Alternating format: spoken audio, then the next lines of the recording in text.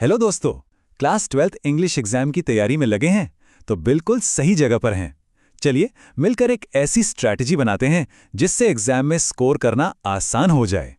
सबसे पहले ये समझते हैं कि दांव पर क्या लगा है। सेक्शन सी यानी लिटरेचर सेक्शन, ये पूरे 40 मार्क्स का है। ये सिर्फ एक सेक्शन नहीं है, ये एक असली गेम चेंजर है। यहाँ की गई अच्छी तैयारी आपकी ओवरऑल परसेंटेज को बदल सकती है। तो ये रहा हमारा प्लान ऑफ एक्शन। हम इन 6 हिस्सों में एग्जाम के पैटर्न को डिकोड करेंगे और रिवीजन के लिए एक स्मार्ट स्ट्रैटेजी तैयार करेंगे। तो चलिए शुरू करते हैं पहले पार्ट से, दी एग्जाम ब्लूप्रिंट। किसी भी खेल को जीतने के लिए पहले उसके नियम जानना जरूरी है ना? देखिए, मार्क्स का डिवीजन एकदम क्लियर है। फ्लेमिंगो और विस्तास दोनों किताबों से सवाल आएंगे। और सबसे जरूरी बात, वर्ड लिमिट। इसका मतलब साफ है, यहां कहानी नहीं लिखनी है, बल्कि कम शब्दों में पॉइंट टू पॉइंट एकदम सटीक जवाब देना है। चलिए अब आते हैं दूसरे पार्ट पर, थीम 1, पहचान और उत्पीड़न। अब हम चैप्टर्स को अलग अलग नहीं पढ़ेंगे, बल्कि उन आइडियाज को पकड़ेंगे जो इन कहानियों को आपस में जोड़ते हैं। और यकीन मानिए, यही वो स्किल है जो एग्जाम में सबसे ज्यादा मार्क्स दिलाएगी।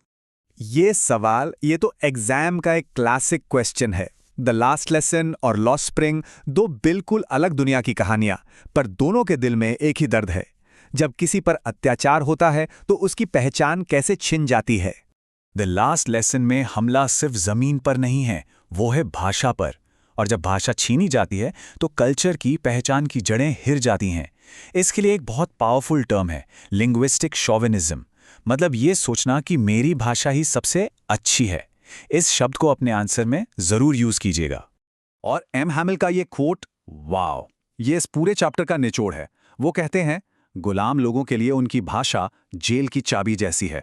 सोचिए जरा, इसका मतलब क्या हुआ? मतलब लैंग्वेज सिर्फ बात करने का टूल नहीं है, ये आजादी का, रेजिस्टेंस का सबसे बड़ा हथियार है। अब लॉस्ट स्प्रिंग को देखिए। यहां ऑपरेशन का चेहरा है गरीबी, बाल मजदूरी, जो बच्चों से उनका बचपन ही नहीं, उनका पूरा भविष्य छीन लेती है। और याद रखिएगा, चाय की दुकान पर साहेब का अपनी आज़ादी खोना उतना ही बड़ा लॉस है जितना द लास्ट लेसन में फ्रांस का अपनी भाषा खो देना। आगे बढ़ते हैं थीम 2 पर, जाल और परिवर्तन। अब बात एक ऐसे जाल की जो लोहे का नहीं बल्कि पूरी दुनिया का है। जी हां, हम बात कर रहे हैं द रैट ट्रैप की। अच्छा, इस चैप्टर से कोई भी सवाल आए, उसका जवाब देने की चाबी है रैट ट्रैप के मेटाफर को पेडलर के ट्रांसफॉर्मेशन से जोड़ना। ये कहानी सिर्फ एक चूहेदानी बेचने वाले की नहीं है, ये दुनिया को देखने का एक नजरिया है, एक फिलॉसफी है। तो पेडलर क्या सोचता है?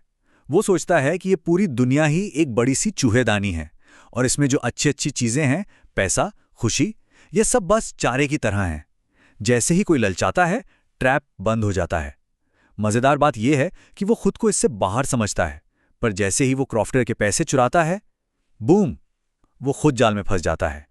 तो सवाल यह है कि वो इस जाल से निकलता कैसे है? चालाकी से? नहीं, वो निकलता है काइंडनेस से।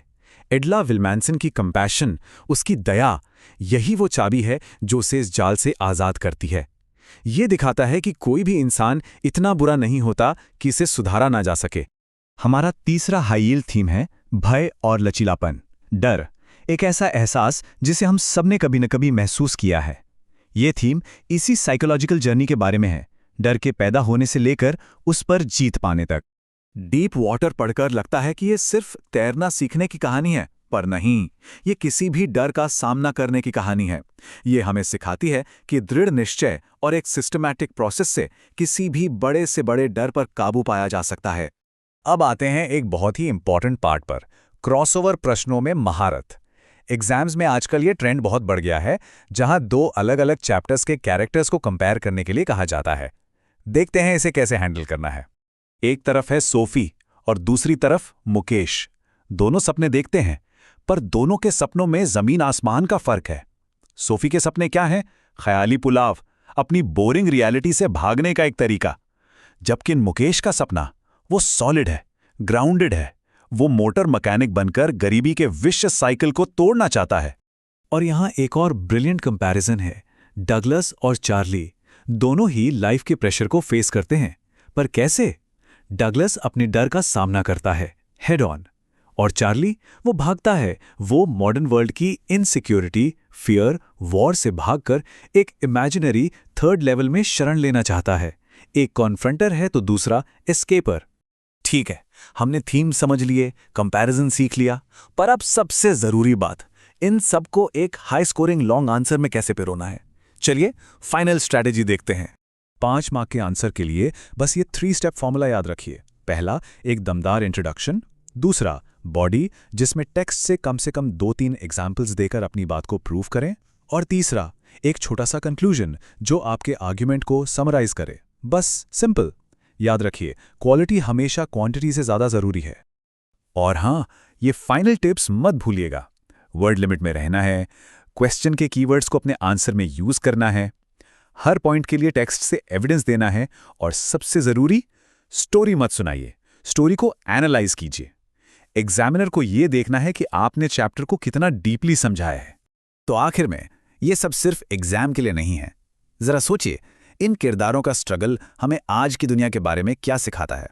क्या ये मुकेश का अपनी किस्मत के खिलाफ लड़ने का जज्बा है, या डगलस का अपने अंदर के डर पर काबू पाना? जब इन कहानियों को इस नज़र से देखेंगे तो लिटरेचर सिर्फ एक सब्जेक्ट नहीं रहेगा, लाइफ का एक लेसन बन जाएगा।